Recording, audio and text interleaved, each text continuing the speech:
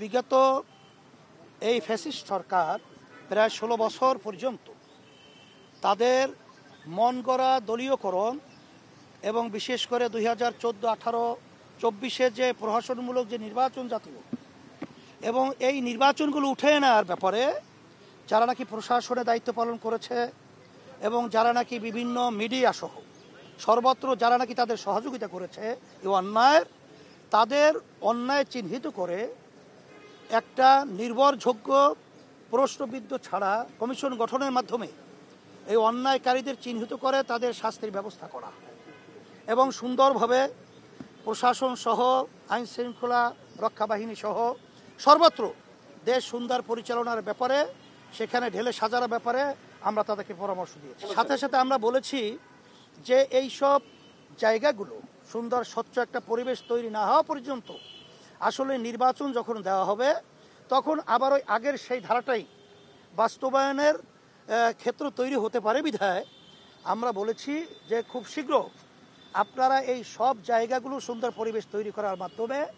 অর্ধেক পাউডারে দ্বিগুণ উজ্জ্বলতা, নতুন রিন অ্যাডভান্সড অর্ধেক পাউডারে দ্বিগুণ উজ্জ্বলতা। বিশেষ করে বাংলাদেশের আজকে 53 বছর স্বাধীনতার বয়সে যে পদ্ধতিতে নির্বাচন হইতেছে আসলে এখানে দেখা যায় কালো টাকার দৌরত্ব এবং যেটাকে বলা হয় দলীয়করণ, এই পেশি শক্তির মাধ্যমে আসলে মূলত যারা নাকি যোগ্য দেশ পরিচালনার এবং যাদের দেশের প্রেম রয়েছে এই ধরনের লোকগুলা অনেক ক্ষেত্রে দেশ পরিচালনার দায়িত্ব পায় না। সেক্ষেত্রে আমরা পিআর সিস্টেম যে নির্বাচন, যেটা সব শাখার সব ধরনের সব মন মানসিকতার লোক এখানে সংপৃক্ত থাকতে পারবে এবং তাদের ভোট হবে পিআরের এটা হলো সংখ্যানুপাতিক হারে নির্বাচনটা হবে। সেখানে দল এবং মার্কা থাকবে, জনগণ ভোট দিবে এবং সেখানে যেই দল যেভাবে ভোট পাবে সেই অনুযায়ী তাদের প্রতিনিধি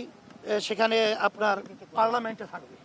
দেশ পরিচালনা করবে। সেখানে সবাই সম্পৃক্ততা সেখানে নিশ্চিত হলো, যার কারণে দেশ সুন্দরভাবে চলবে। এখানে কোনো আর বৈষম্যমূলক বা বিভিন্ন ধরনের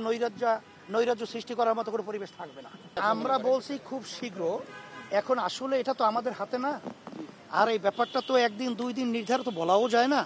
তবে বলছি যে খুব ত্বরিত আপনার পরিবেশটা তৈরি করবেন। আমরা নির্বাচনটা কিভাবে হবে এবং কবে আপনারা কিভাবে করবেন একটা রোড ম্যাপের ব্যাপারেও আমরা তাদের সাথে আলোচনা করেছি। সেই শব্দটা আমরা ব্যবহার করেছি খুব শীঘ্র শব্দটা। প্রধান উপদেষ্টা আমাদের এই পরামর্শে তারা খুব সাধুবাদ জানিয়েছেন এবং তারা বলছে যে অন্যায় প্রতিবাদে এবং সন্তুষ্ট হয়েছেন এবং এই প্রতিবাদে এবং বিশেষ করে সংখ্যালঘুদের বিশেষ করে যে দুর্গাপূজা সহ আসছে আমাদের সেখানে সহযোগিতা কোনো ধরনের নৈরাজ্য সৃষ্টি না হয় এ ব্যাপারে তারা আলোচনা করেছেন এবং আমরাও আশ্বাস দিয়েছি বা বলেছি যে 5ই আগস্ট যে বাংলাদেশে অভ্যুত্থান হয়েছে সেখানে কিন্তু ইসলামী আন্দোলন বাংলাদেশ সহযোগী সংগঠনগুলো আমরা কিন্তু তাদের মন্দির এবং তাদের জানমাল ইজ্জতের নিরাপত্তার দায়িত্ব আমরা পালন করেছি